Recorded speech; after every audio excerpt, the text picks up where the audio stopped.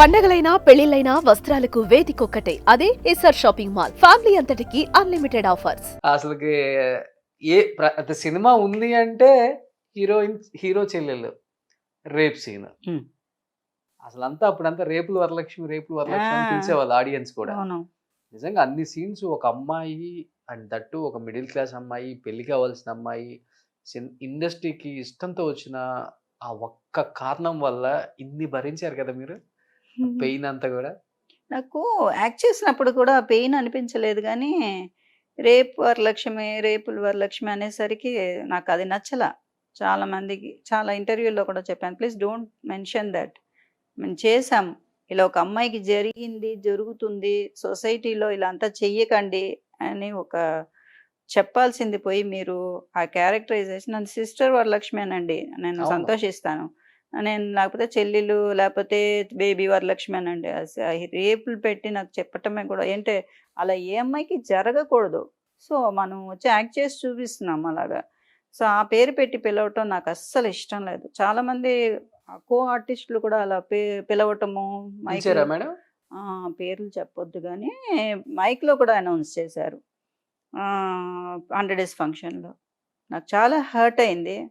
తర్వాత వాళ్ళకే చాలా ప్రాబ్లమ్స్ వచ్చినాయి అనుకోండి. ఎందుకంటే, ఇప్పుడు ఆ క్యారెక్టర్ ఇప్పుడు ఒక చిన్న చిన్న అమ్మాయిల్ని ఇప్పుడు ఈ మధ్య మనం ఎన్ని చూస్తున్నాం. అవును.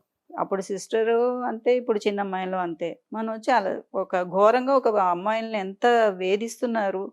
ఈ సొసైటీలో ఎంత ఒంటరిగా వెళ్తున్న అమ్మాయిని ఎంత పాడు చేస్తున్నారు. అనేది మనం వచ్చి యాక్ట్ చేసి చూపిస్తుంటే, ఆ రోల్స్‌కి మనం వచ్చి సింపతి చూపించాలి.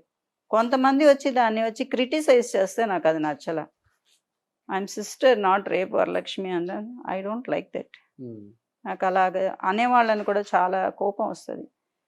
అది వచ్చి ఒక అమ్మాయిని వచ్చి నువ్వు రేప్ చేసేదే తప్పు. దాన్ని వచ్చి రేపులు వరలక్ష్మి అని చెప్పేది చాలా చాలా తప్పు.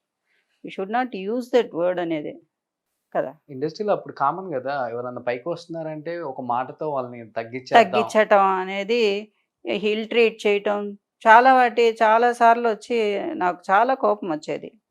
సరే, మనం చిన్నపిల్లలం, మనం కోప్పడితే వీళ్ళేం పట్టించుకుంటారని that is very wrong. But లోపల మనస్సు వచ్చి బాధపడుతుంది. ఆ మనస్సు దేవుడికి తెలుస్తది. వచ్చి అలా చేయకూడదు. ఏ జనం వేరు, అవును. ఆడియన్స్ వేరు. వాళ్ళకి ఎన్నన్నా వాళ్ళు కా కా ఏ ఫైట్ చేసావాడిని ఫైటర్ అంటారు. నువ్వు పక్కనుండే ఆర్టిస్టులు అలా మాట్లాడకూడదు. I don't like that. హ్మ్. నువ్వు రేపు వరలక్ష్మి అంటున్నావు. నువ్వు రేప్ చేస్తేనే కదా అమ్మాయి రేప్ అయింది. అప్పుడు నువ్వు రేపులో వాడివే కదా! మగాడిని అనకుండా ఆడదాన్ని మంత్రం ఎందుకంటారు? అక్కడ అమ్మాయి చెల్లెలు ప్రాణంగా చూసుకుంటున్న హీరో, ప్రాణంగా చూసుకుంటున్న తన చెల్లెల్ని పోగొట్టుకున్నాడన్న కాన్సెప్ట్ తీసుకోవట్లే వాళ్ళు. ఆ కాన్సెప్ట్ కోసమే పాపం ఆళ్ళు డైరెక్టర్స్ అయినా, వాళ్ళెవరు కథ రాసే రచయిత అయినా, ఆ కాన్సెప్ట్ ఏంటంటే ప్రాణంగా చూసుకునే సిస్టర్‌ని వచ్చి వాళ్ళు పాడు చేస్తున్నారు. తనతో ఆ ఫీలింగ్‌తో అతను వచ్చి కోపం వచ్చి మిగతా వాళ్ళందరిని చంపటానికి వెళ్తున్నాడు.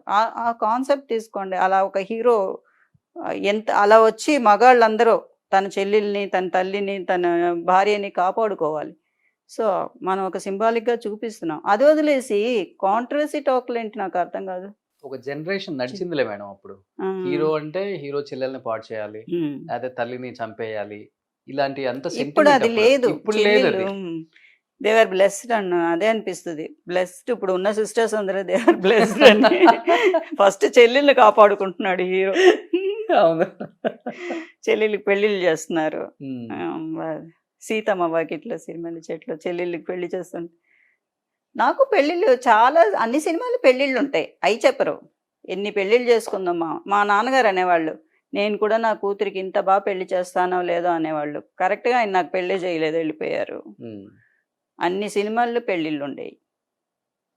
పెళ్ళిళ్ళు, రిసెప్షన్‌లు అన్ని సినిమాల్లోనూ ఉండేయి. బట్ ఇంత సున్నితమైన మనసు ఎలా ఈదుకుంటూ వచ్చారు మేడం ఇండస్ట్రీలో ఇన్ని సంవత్సరాలు? ఏడుపులు గూడా ఎక్కువుండాయా? ఆ! తెర వెనక ఏడుపులు గూడా ఎక్కువుండాయా? బాధపట్టాలు గూడా ఎక్కువుండాయా? లేపోతే సర్లే అని. లేదండి. అందరూ చిన్నప్పటి నుంచి నన్ను చూసినందువలన, చిన్నప్పటి నుంచి అందరూ ఎత్తుకు పెంచారు నన్ను. చాలామంది అసిస్టెంట్ డైరెక్టర్స్ అయ్యారు. వాళ్ళందరూ ఎత్తుకొని పెంచిన పిల్లని నేను. సో అందరు చాలా నన్ను బాగా చూసుకునేవాళ్ళు. చాలా వాళ్ళు బాగా అభిమానం. చూసుకుంటారు. కో ఆర్టిస్టులు ఉంటారు కదా! మీరు అన్నట్లుగానే కొంచెం పెయిన్ తెప్పించే అది లేడీస్ ఎవరు మీరు లేరండి. తొందరగా ఎవరిని ఏ మాట అనరు. అనలేరు ఈ కూడా. రోజు కూడా ఈ రోజే చెప్తున్నాను నేను. ఆ రోజు ఫీల్ అయింది కూడా ఈ రోజు మీ ఇంటర్వ్యూలోనే చెప్తున్నాను. ఈ రోజు ధైర్యం వచ్చింది ఇన్నాళ్ళకి. బాధపడేదాన్ని. కానీ బాధ నేను ఎవరెవరి కోసం బాధపడ్డానో ఆ మాటలని వాళ్ళందరూ దానికి తగ్గట్టు ఈరోజు చాలా కష్టపడుతున్నారు. నేను శపించేసే అలా అంతా కాదు. ఒక ఒక ఆర్టిస్ట్‌ని ఇల్ట్రేట్ చేయకూడదు. వాళ్ళ క్యారెక్టర్‌ని ఇల్ట్రేట్ అవును. చేయకూడదు. నువ్వు ఎన్నో సినిమాలు నువ్వు కూడా ఎన్నో క్యారెక్టర్‌లు చేసున్నావు. కథ అందరూ ప్రకారంగా వస్తది. హ్మ్. నీకు హీరోయిన్ రావచ్చు. ఇంకొక చెల్లి రావచ్చు. నీకు సభలో వచ్చి నీకు అప్రిషియేషన్ 4 చప్పట్లు కావాలని ఇంకొక కో ఆర్టిస్టులంతా మనం డిగ్రేడ్ చేయకూడదు. వీలైతే వాళ్ళని పొగుడు. సూపర్. ఏంటి మేడం ఏం చదువుకున్నారు? జీవితాన్ని చదువుకున్నారా? అంతే. నేనొచ్చి +2 వరకే చదివాను. ఇంటర్. హ్మ్. ఇంట్లోనే చదువుకున్నా. కాలేజెస్, స్కూల్స్ అంతా నేను 6థ్‌తోనే స్కూల్‌కి మానేశాను. 6థ్‌తో స్కూల్ ఆపేసారా? టైం లేదు. ఉండనివ్వట్లే. అంటే మనకి షూటింగ్ అని వెళితే ఒక నెల రోజులు ఉంచేస్తున్నారు. అప్పట్లో ఈ కాల్ షీటు ఇప్పుడు రావాలని ఏముండేది కాదు. శంకరాభరణానికి వెళ్ళానంటే పక్కన రాజమండ్రిలో 2 షూటింగులు జరిగేవి నావి. రాజాధిరాజ జరిగేది, శంకరాభరణం జరిగేది. అక్కడికక్కడే డేట్లు క్లాష్. హ్మ్. మనకసలే చదువంటే చాలా ఇష్టం. దాంతో చదువు ఇష్టం ఉన్నవాళ్ళు ఎలా అయినా చదువుతారు. మనకేమో ఎప్పుడు ఇదే. ఇదే చదువు. ఇదే చదువు. హ్మ్. చాలు కదా! 6థ్ class MD general physician, doctor. చూడండి అసలకి క్వాలిఫికేషన్‌లో గూడా హస్బెండ్ ఎప్పుడన్నా నవ్వుతా నవ్వుతా అన్నా కామెంట్ చేస్తారా? అసలాయన సరదాగా. ఆహా! హ్మ్. ఎప్పుడు ఆయన సరే. నువ్వు నాకు చదువుకున్న దానికి నాకన్నా నీకే కొంచెం ఇంటెలిజెంట్ పవర్. నాది ఓన్లీ ఈ డాక్టర్ ఫీల్డ్‌లోనే. నువ్వు బయట ఫీల్డ్ అంతా బాగా మెయింటైన్ చేస్తున్నావు అంటారు. హ్మ్. అంటే ఇల్లు మొత్తం మెయింటైన్ చేసేదాన్ని నేనే. ఆయనకి అయి అసలు జీరో అనమాట. ఎలక్ట్రిసిటీ బోర్డు ఎక్కడుంది అంటా ఉంటారు. హ్మ్. అస్సలు ఏం తెలీదు. పాపని చదివించారా? పాపని చదివించాను. పాప ఏం చదువుకున్నారు? పాప వచ్చి సైకాలజీ చేసింది. ఓహ్! డాక్టరే ఆమె కూడా. హ్మ్. హ్మ్. కోర్స్ చేసింది. అల్లుడు? అల్లుడు వచ్చి మార్కెటింగ్‌లో మేనేజర్. హ్మ్. ఎవరికి చెప్పుకోవద్దు మేడం అల్లుడని. అల్లుడు గూడా వచ్చేసారు. మనవరాలు గూడా ఉన్నారని చెప్పొద్దు. ఇప్పుడు ఇప్పుడు చెన్నైలోనే ఉంటున్నారా మేడం? లేకపోతే హైదరాబాద్‌లో గూడా ఉంటున్నారా? నేను చెన్నైలోనే ఉంటున్నాను. హైదరాబాద్ షిఫ్ట్ అవుదాం అనుకుంటున్నాను. ఓకే. అంటే ఓహ్! షిఫ్ట్ అంటే ఫుల్ షిఫ్ట్ కాదు. అక్కడ ఒక ఇల్లు తీసుకుందాం అనుకుంటున్నాను. అంటే నేను ఇక్కడ ఉన్నాను. ఎక్కడి నుంచి తీసుకురావాలి అనే కొంతమంది ప్రొడ్యూసర్స్‌కి ఆ ఫీల్ అవునవును. ఉంది. హ్మ్. హ్మ్. అది వాళ్ళకి కూడా ఎందుకంటే చాలా మందిని తీసుకొస్తున్నారు. బట్ కన్వీనియంట్‌గా ఉంటే బావుంటుంది. వాళ్ళు అందుబాటులో ఉంటే వాళ్ళకి ఆర్టిస్టులు బావుంటారు కదా! ఈ ఆంటీ వాళ్ళు ఎప్పుడో వెళ్ళిపోయారు. చాలామంది ఆర్టిస్టులు వెళ్ళిపోయారు. నేను వెళ్ళలా. ఇక్కడే ఉండిపోయాను.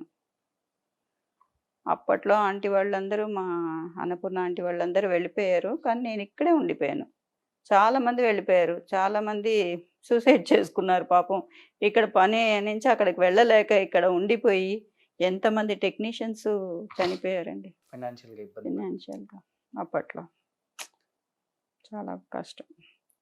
ఇండస్ట్రీలో అప్పుడప్పుడు మారుతున్నప్పుడు వాళ్ళ ఫ్యామిలీస్, వర్కర్స్ ఎంతమంది బాధపడుతున్నారు వెనకాలనే. మీరు లక్కీగా అన్ని సినిమాలు చేశారు. కొంత బ్యాంక్ బ్యాలెన్స్ ఉంది. మంచి డాక్టర్‌ని పెళ్లి చేసుకున్నారు కాబట్టి సేఫ్‌గా ఉన్నారా? అందాకని కాదు. నేను తమిళ్‌లో చేసేదాన్ని గదా! తెలుగు మాత్రం చేసేవాళ్ళు, తెలుగు ఇండస్ట్రీకి మాత్రమే పరిచయం. ఇక్కడ అన్ని ఇండస్ట్రీలు ఉండేవి గదండీ చెన్నైలో. అవును. మద్రాస్ అనేది మొత్తం ఫీల్డ్‌కి మొత్తం ఇక్కడే కదా! పిల్లర్ మొత్తం. సౌత్ గాని, నార్త్ గాని ఇక్కడి నుంచి ఎక్కువ వెళ్ళేవాళ్ళు. ఇప్పుడొచ్చి దాని తర్వాత వీళ్ళు డివైడ్ చేసి మనం వెళ్ళిపోయామే తప్ప, ఇక్కడ నాకు వాళ్ళెళ్ళినా కూడా నేను ఇటు నుంచి కేరళ వెళ్ళేదాన్ని, ఇటు నుంచి కర్ణాటక వెళ్ళేదాన్ని, హైదరాబాద్ వెళ్ళేదాన్ని. ఇప్పుడు నేను ఇక్కడ ఉన్నందువలన వాళ్ళకేం ప్రాబ్లమ్ ఏం లేదు. బట్ నాకు సినిమాలు ఇప్పుడు చేయాలనుకుంటున్నాను కాబట్టి వాళ్ళకి అందుబాటులో ఉంటే మంచిదని అక్కడ ఇల్లు తీసుకుందాం అనుకుంటున్నాను. Super. So, directors and producers Varalakshmi గారు మళ్ళీ హైదరాబాద్‌కొచ్చేస్తున్నారు. థర్డ్ ఇన్నింగ్స్ స్టార్ట్ చేయటానికి. సో, ఇంకా అమ్మగా చాలా సినిమాల్లో చూడొచ్చు 2023 మేము. భగవంతుడి దయ వల్ల. అమ్మలకి మళ్ళీ పోటీ అవుతారేమో మీరు గూడా వచ్చేస్తే. ఎవరికి ఆ ఉండే అమ్మని చూస్తే టాలెంట్ అనుకుంటారు వరలక్ష్మి ఫోటో అవుతుంది నాకు అని. పోటీ అని అనుకోమండి. మేము ఒకళ్ళకొకళ్ళు వెల్కమ్ చేస్తాం అందరుని. అలా చిన్నప్పటి నుంచి అది ఉంది మా ఆర్టిస్ట్‌లో. ఒక ఆర్టిస్ట్ వస్తుంటే పోటీ అని అనుకునేదానికన్నా వెల్కమ్ చేస్తారు. ఓహ్! ఎందుకు ఇన్ని రోజులు రాలేను అని అడిగేవాళ్ళే తప్ప పోటీగా ఎవరు అనుకోరు ఉమ్. నాకు తెలిసి. మేబీ వేరే క్యారెక్టర్స్ అనుకుంటారేమో నాకు తెలీదు గానీ, నేనైతే అనుకోను. సాఫ్ట్ మదరా లేకపోతే ఎలాంటిది తెచ్చినా చేస్తాను. ఉమ్. ఏంటే ఇలాగే అన్నారు సాఫ్ట్ వరలక్ష్మి ఏడవటం తప్ప ఏం తెలీదని. నేను సీరియల్స్ చేసినయన్నీ విల్లీ క్యారెక్టర్స్ చేశాను. దగ్గర దగ్గర 20 ఇయర్స్ విల్లీ క్యారెక్టర్స్ చేశాను నేను. ఉమ్. అందుకని వాళ్ళు ఇప్పుడు సాఫ్ట్ ఒకటే చేస్తాననే ఒక ఇది కూడా వాళ్ళకి పోయింది. నేను ఏ క్యారెక్టర్స్ అయినా చేస్తాను. Villain mother. విల్లన్ మదర్‌గా చేస్తాను. సాఫ్ట్ మదర్‌గా చేస్తాను. ఆర్టిస్ట్ అంటే అన్నీ చేయాలండి. అలా అప్పుడు ఫిక్స్ అయిపోయి ఇబ్బంది పడ్డాం. అదే. ఇంకా ఫిక్స్ అవ్వద్దు. నేను ఫిక్స్ అవ్వలా. అప్పుడు కూడా జనం ప్రొడ్యూసర్స్ ఫిక్స్ అయ్యారు. జనం కూడా ఫిక్స్ అవ్వలా. సుమన్ టీవీలో మీ పర్సనల్ అండ్ బిజినెస్ ప్రమోషన్స్ కోసం కింది నెంబర్కి కాంటాక్ట్ చేయండి.